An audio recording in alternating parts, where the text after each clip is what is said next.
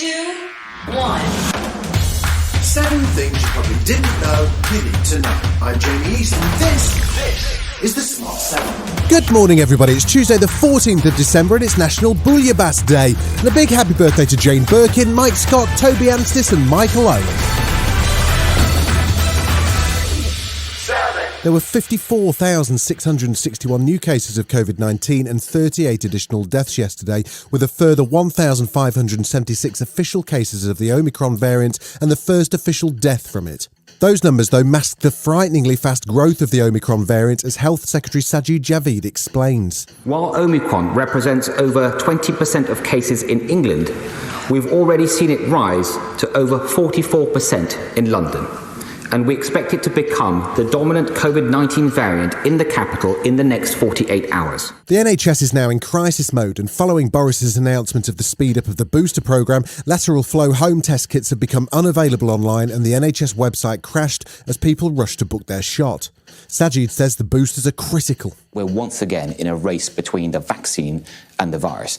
The second thing that we now know for sure is that the vaccines, 2 doses are not enough, but 3 doses still provide excellent protection against symptomatic infection. And that's why the booster programme has become more important than ever. Professor Stephen Riker says depending on boosters won't be enough and is asking people to think seriously about the level of social contact they're prepared to risk. We need to think really seriously about our contacts. Is it more important to act carefully now so that the contacts we really want and we really need are still happening?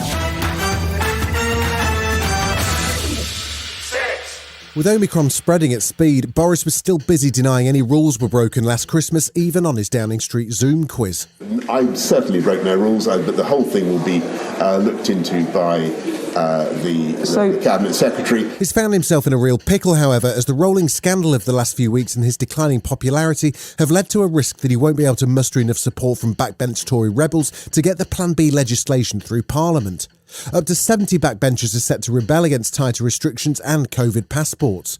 Boris says the Plan B measures are still critical to getting Omicron under control. Plan B, combined with a hugely ambitious acceleration of the booster campaign, we think that's the right approach. He'll have been mightily relieved when Keir Starmer popped up with an address to the nation of his own and announced that he'll back the government plan on Tuesday, which means it'll pass and Boris won't end up with more egg on his face. We are a patriotic party, and it's our patriotic duty to vote for these measures to ensure that they go through.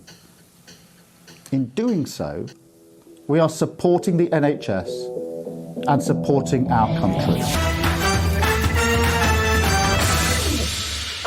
The state of Kentucky continues to reel after the weekend of devastation as tornadoes swept across towns in the west of the state. Governor Andy Beshear says there are at least 74 dead. Maybe a week or even more before we have a final count on the number of lost lives. Currently, we believe there are at least 105 Kentuckians that are unaccounted for, that we are still working to find. President Joe Biden held a briefing in the Oval Office and he says it's a terribly traumatising event to see a whole town destroyed. And I worry, quite frankly, about the mental health of these people. You know, thank God it doesn't seem like the numbers are quite as high as we're anticipated, but they're high. Come home. You've lost your husband, wife, mother, father, children, somebody along the line. And what do you do? Where do you go? Time magazine are at it again. They've just announced their Person of the Year. Remember, it's not the best Person of the Year, as Donald Trump would like to think. It's intended to reflect the events and significance to what happened in 2021.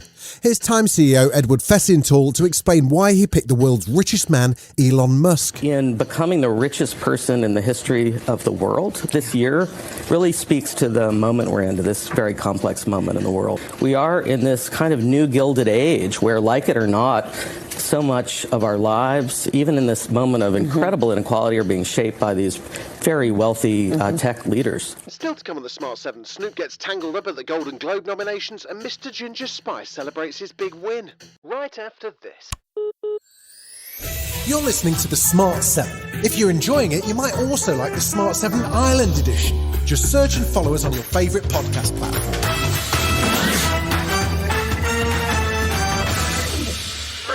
COVID continues to sweep through the Premier League, with Man United forced to postpone tonight's game with Brentford after an outbreak.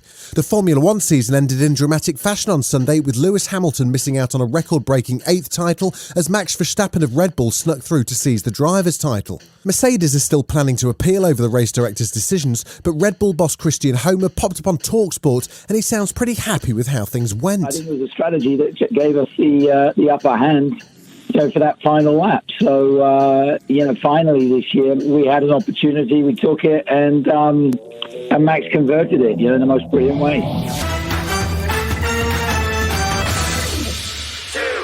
The Golden Globes have been through a bit of a rough patch recently. They're awarded by the Hollywood Foreign Press Association, who found themselves at the centre of a diversity row which led to Netflix and Amazon withdrawing from the ceremony and broadcaster NBC cancelling the 2022 TV show. So it wasn't really ideal when their one-star guest to announce the 2022 nominations had a little difficulty with a nominee. Best performance by an actor in a supporting role in any motion picture. Ben Affleck.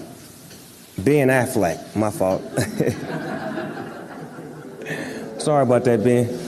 Ben Affleck.